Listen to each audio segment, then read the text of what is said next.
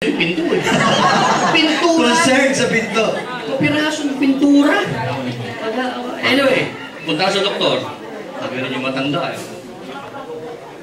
Sabi ng asawa, ano doktor, anong resulta nung anong dapat namin gawin?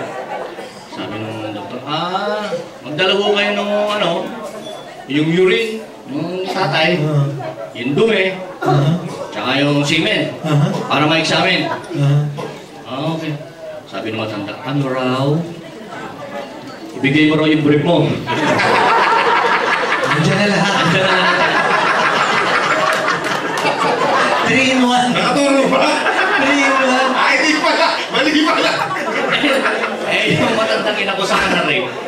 Ano mo ba yun? Paano yan? 92 years old. 92 years old, inakusahan na rin. Gumawa siya ng abogado niya. Bagong graduate sa Ateneo. Law school, babae, ganda, mistisa. Talagang mistisa, hindi Bisayang mistisa. Hindi yung mukha ng asawa nito. Nung una ko nakilala ang asawa nito, akala ko taga rito eh. No? Mistisa, ha? Kasal niya eh. Si Gina kami. Si Gina. Nung nagsalita, tiga Bacolod. Iyabis. Hindi pala Tisay, Bisay. Bisay. Anyway, kumuha siya ng abogadong babae. Yun ang kanyang abogado. Sabi niya, excuse me, Your Honor, ito ba ang inaakusahan niyo ng panghahalay?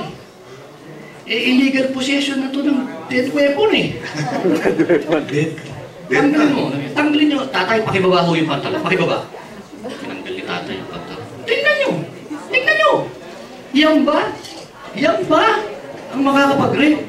Ito matama yung daliri. Tingnan niyo. Tingnan niyo. Sabi ng matandang, iha, matatalo tayo. Matatalo tayo.